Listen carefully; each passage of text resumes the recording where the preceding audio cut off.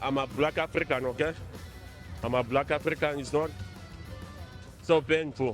የኢዲ አሚን የልጅ ልጅ ሪንጎ በዓለም የቦክስ ሪንግ ላይ አዚዝ አብዱል በቅጽል ስሙ ሪንጎ በሚል መጠሪያ የሚታወቀው ወጣት የኡጋንዳው የቀድሞ መሪ የኢዲ አሚን ዳዳ የልጅ ልጅ ነው። ነገር ግን የሪንጎ ታሪክ የአያቱን ስም መውረስ ብቻ አይደለም።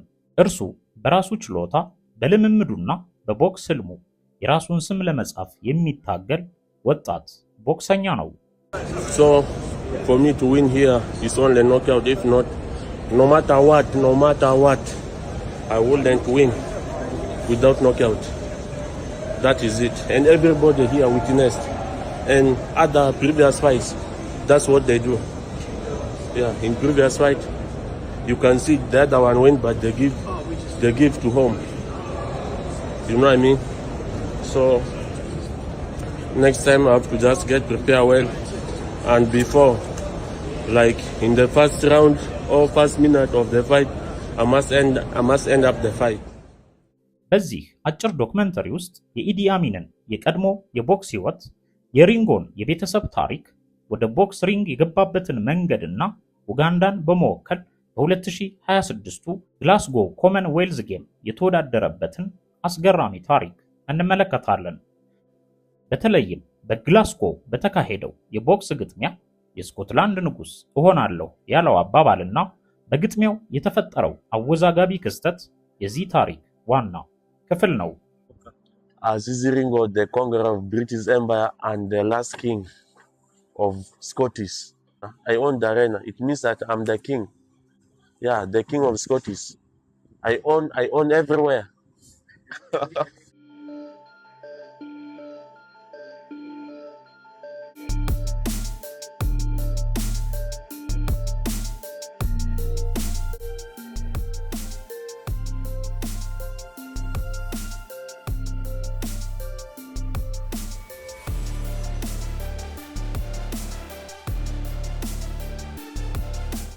የሪንጎ ታሪክ በአያቱ ስም ይጀምር ይሆናል። መጨረሻው ግን በራሱ ስም መጻፍ የሚፈልገው ታሪክ ነው። እስከ መጨረሻው አብራችሁን ሁኑ። መልካም ቆይታ። Among the thousands of athletes competing at the Commonwealth Games, one steps into the ring carrying the weight of his grandfather's bloody legacy. Former Ugandan dictator Idi Amin's grandson, Aziz Abdul, is set to compete in the boxing event. Aziz Abdul, also known as Ringo, is set for his Commonwealth Games debut against England's Damar Thomas. Aziz remains confident on his trademark Ringo punch to finish the job early, vowing to secure a knockout victory rather than leave the result in the hands of the judges. Abdul is not shy of his family connection to Amin, a brutal military dictator who seized power in 1971. Amin was an accomplished boxer himself and held the Ugandan light heavyweight title for 9 consecutive years from 1951 to 1960. He even orchestrated a rematch after losing the title when he became president. አዚዝ አብዱል ሪንጎ በአያቱ ጥላ ስር የቆመው ቦክሰኛ። በኡጋንዳ ታሪክ ውስጥ ስሙ በሁለት ፍጹም የተለያዩ ገጽታዎች የሚታወስ አንድ ሰው አለ። እርሱም የቀድሞው የኡጋንዳ መሪ ኢዲ አሚን ዳዳ ነው። ለአንዳንዶች አሚን አምባገነንና ከባድ የጭካኔ ታሪክ ያለው መሪ ነበር። ለሌሎቹ ደግሞ ከፖለቲካ በፊት በቦክስ ሪንግ ላይ የታወቀ ስፖርተኛ ነበር። ዛሬ ግን የኢዲ አሚን ስም በአንድ የወጣት ቦክሰኛ ምክንያት እንደገና በዓለም የስፖርት ዜና ላይ ተሰምቷል። በልጅ ልጁ በሪንጎ አማካኝነት። ስሙ አዚዝ አብዱል ነው። በቦክስ ሪንግ ግን ሪንጎ በሚለው ቅጽል ስሙ ይታወቃል። አዚዝ አብዱል የኢዲ አሚን ዳዳ የልጅ ልጅ ሲሆን እንደ አውሮፓውያን አቆጣጠር በ2026 ዕድሜው 25 ዓመት ሆኗል። እርሱ ኡጋንዳን በመወከል በከባድ ሚዛን ከ90 ኪሎ ግራም በላይ በሆነው የቦክስ ምድብ ይወዳደራል። ሪንጎ በኡጋንዳ የቦክስ ክለብ ስርዓት ውስጥ እየተሳተፈ ያደገ ኃይለኛ ቦክሰኛ ሲሆን በኡጋንዳው ኮሎሎ ቦክሲንግ ክለብ ስር የታቀፈና አገሩን ኡጋንዳን ወክሎ በቦክስ ውድድሮች ላይ እየተሳተፈ የሚገኝ ወጣት ነው። ሪንጎ እንደ አውሮፓውያን አቆጣጠር በ2024 በኡጋንዳ ቦክሲንግ ሻምፒዮን ሊግ የ92 ኪሎ ግራም ምድብ የዋንጫ አሸናፊ ሆኖ ታይቷል። ከዚያም የኡጋንዳ ብሔራዊ ቡድን ዘ ቦምበርስ በመባል በሚታወቀው ውስጥ በመግባት አገሩን በአህጉራዊ ውድድሮች መወከል ጀመረ። እንደ አውሮፓውያን አቆጣጠር በ2025 ደግሞ በናይሮቢ በተካሄደው የዞን 3 አፍሪካ ቦክሲንግ ሻምፒዮንሺፕ ላይ ኡጋንዳን ወክሎ ተወዳድሮ ነበር። ይህ የቦክሰኛነት ታሪኩም ከአያቱ ታሪክ ጋር የሚያገናኘው አንድ ልዩ ነገር አለው። ኢዲ አሚን ስልጣን ከመያዙ በፊት የታወቀ ቦክሰኛ ነበር። ኢዲ አሚን በላይት ሄቪዌይት ምድብ ለ9 ተከታታይ ዓመታት ማለትም ከ1951 እስከ 1960 ዓመተ ምህረት ድረስ የኡጋንዳ ብሔራዊ የቦክስ ሻምፒዮና እንደነበር የታሪክ መዝገቦች ያሳያሉ። ስለዚህ ሪንጎ የሚገኘው በራሱ ህልምና በአንድ በጣም ከባድ ታሪክ ባለው ቤተሰብ መካከል ነው። አያቱ በአንድ በኩል በቦክስ ስኬታማ ስፖርተኛ ነበር፣ በሌላ በኩል ግን ከ1971 እስከ 1979 ድረስ ኡጋንዳን በአምባገነናዊ አገዛዝ የመራ መሪ ነበር። የአገዛዙ ዘመን በከባድ ሰብአዊ መብት ጥሰቶችና በብዙ ሺዎች የሚቆጠሩ ሰዎች ሞት ጋር ይያያዛል። ኢዲ አሚን በ1979 ከስልጣን ከተወገደ በኋላ ወደ ስደት ሄደ። ቤተሰቡም በተለያዩ ሀገራት ተበታትኖ እንደኖረ የታሪክ መረጃዎች ያሳያሉ። ነገር ግን የአሚን የቤተሰብ ስም በኡጋንዳ ተወዳጅ ወይም ተጠይ በሚል የአንድ ጎራ ምድብ ሊገባ የሚችል አይደለም። ታሪኩ እጅግ የተወሳሰበ ነው እና በዚህ ታሪካዊ ጥላ መካከል ሪንጎ በራሱ ህልም ቆሟል። እርሱ የአያቱን ስም ብቻ ለመውረስ አይፈልግም። በራሱ ችሎታ የሚታወቅ ቦክሰኛ መሆን ይፈልጋል። በጁላይ 29 2026 በኮሜን ዌልዝ ጨዋታዎች ይህ ህልሙ ወደ ትልቅ መድረክ ደረሰ። በግላስጎ ለሚካሄደው የቦክስ ውድድር ወደ ስኮትላንድ አቀና። እንደ አውሮፓውያን አቆጣጠር ጁላይ 29 ቀን 2026 ሪንጎ በኮመን ዌልዝ ጨዋታዎች የመጀመሪያ ግጥሚያውን ከእንግሊዛዊው የ21 ዓመት ቦክሰኛ ዳማር ቶማስ ጋር አደረገ። ውድድሩ ከ90 ኪሎ ግራም በላይ ሱፐር ሄቪዌይት ምድብ የሩብ ፍጻሜ ግጥሚያ ነበር። እናም ሪንጎ ከግጥሚያው በፊት የአያቱን ታሪክ በቀልድና በትልቅ የውድድር መንፈስ በማጣመር አዲሱ የስኮትላንድ ንጉሥ እሆናለሁ ብሎ ተናግሮ ነበር። ይህ አባባል የመጣው ከአያቱ ኢዲ አሚን ታሪክ ነው። ኢዲ አሚን በፕሬዝዳንትነት ዘመኑ በ1976 ራሱን የስኮትላንድ ንጉሥ በማለት ይጠራ ነበር። ሪንጎ ይህንን የታሪክ አጋጣሚ ወደ ቦክስ ሪንግ አምጥቶ ደግሞ ተናገረው። ይህም ሪንጎን መነጋገሪያ አደረገው። አያቱ የስኮትላንድ ንጉሥ ብሎ ራሱን ይጠራ ነበር። የልጅ ልጁም በዛሬው ውድድር አሸንፎ የስኮትላንድ ንጉሥ ሊሆን ይፈልጋል ተባለለት። ወደ ሪንግም ገባ። ነገር ግን በሪንግ ላይ የተፈጠረው ነገር ከተናገረው ነገር በጣም የተለየ ነበር። ሪንጎ በሶስተኛው ዙር በተፈጠረ የጭንቅላት መጋጨት ምክንያት ተቀጥቶ በመጨረሻም ከግጥሚያው ውጭ ተደረገ። በወቅቱ በነጥብ ውጤቱ 20 ለ16 እየተመራ ነበር። ነገር ግን ከሪንግ ሕግ ወጥቶ በጭንቅላት ተማታ ወይም በቴስታ ተማቷል ተብሎ ነው ያለ ዝረራ ከሪንግ እንዲወጣ የተደረገው።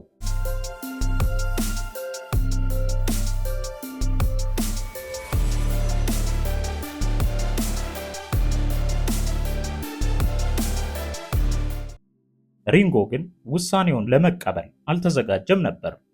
ከግጥሚያው በኋላ የዳኛው ውሳኔ ትክክል እንዳልሆነ ተናግሮ ውሳኔው ኢፍትሃዊ እንደሆነ ቅሬታውን አቀረበ። The decision is not well. The decision is not fair. The decision is unfair. If you see the beginning of the fight, when he hold me, instead of telling him, they are saying, "Rage, stop holding," and I'm not the one. Like he landed the light punch on me, they count, okay? They count everyone witness.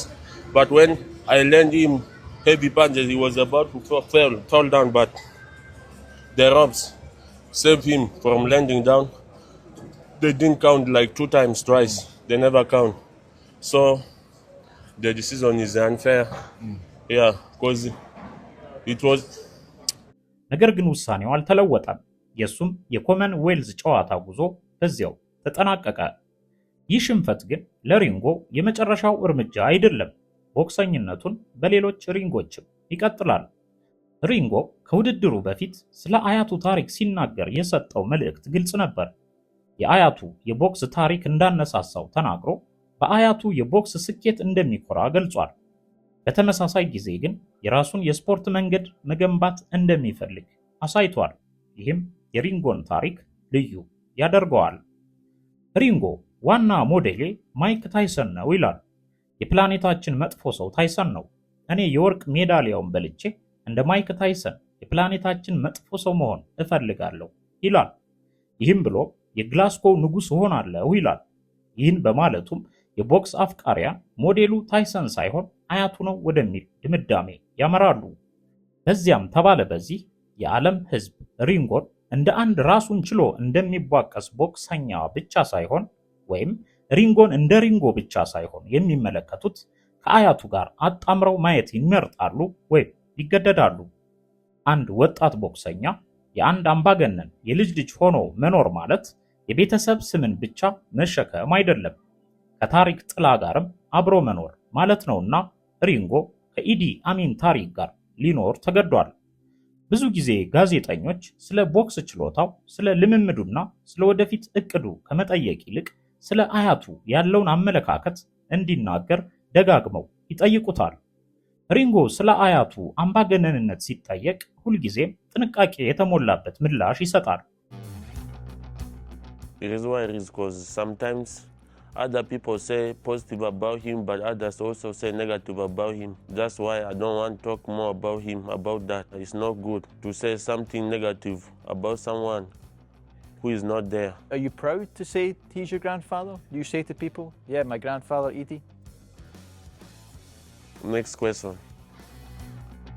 አንዳንዶች ጥሩ ነገር፣ ሌሎች ደግሞ መጥፎ ነገር ይናገራሉ። እኔ ግን የራሴን መንገድ የምከተል ስፖርተኛ ነኝ ይላል። ሆኖም በቦክሱ ዓለም አያቱ ለ9 ዓመታት የኡጋንዳ ሻምፒዮን እንደነበረ በማስታወስ በግልጽ እንደሚኮራበት አልሸሸገም። በእርግጥም አያቱ ኢዲ አሚን ዳዳ ለ9 ተከታታይ ዓመታት የሀገሩ የከባድ ሚዛን የቦክስ ሻምፒዮን በመሆን ይታወቃል። ዛሬ ከግማሽ ክፍለ ዘመን በኋላ ያው የቦክስ ጓንት በሌላ አሚን እጅ ላይ ተደግሟል። በአዚዝ አብዱል ሪንጎ በኢዲ አሚን የልጅ ልጅ። In our local language, Ringo means like is something huge, dangerous, humble, and then like beast, you know. I want to be known as the Ringo, the boxer. He said that for you to win, you have to knock out your opponent. There are only 2 decisions, win or lose. There is no draw here.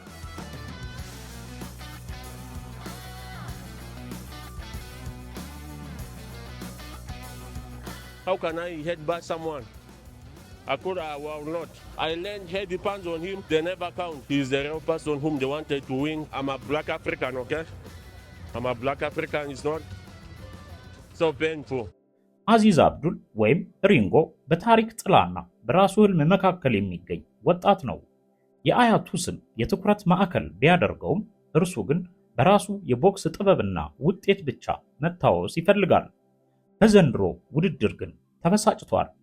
ሆኖም የዓለም ሻምፒዮን እንደሚሆንና ልምምዱንም ጥረቱንም እንደሚቀጥል በቀጣዩ ውድድርም አሸንፎ የቦክስ ንጉስ እንደሚሆን በመዛት ላይ የሚገኝና አገሩን ኡጋንዳን በቦክሱ የስፖርት ዘርፍ ከፍ ሊያደርጋት በመታገል ላይ የሚገኝ ኡጋንዳዊ ወጣት ነው።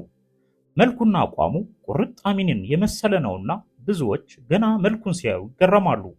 ለዚህም ነው በተለይ ጋዜጠኞች ከመገረም አልፈው የሪንግ ውስጥ ቆይታውን በመጠየቅ ፋንታ ስለ አያቱ ምን እንደሚያስብ ደጋግመው የሚያነሱበት።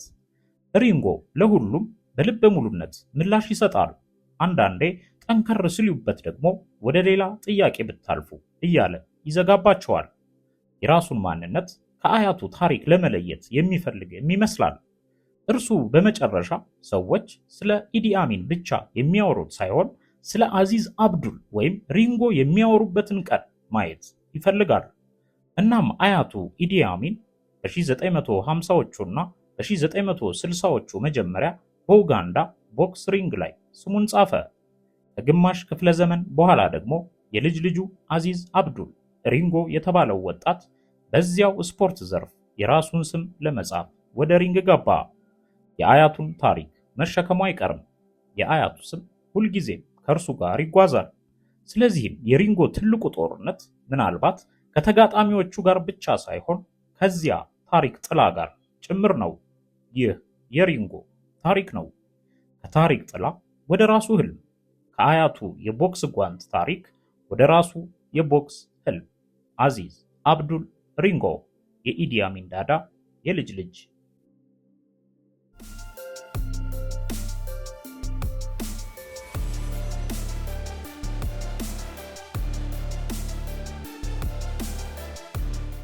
Akura will not. I learned heavy pounds on him, they never count. He's the real person whom they wanted to win. I'm a black African, okay? I'm a black African, it's not so painful.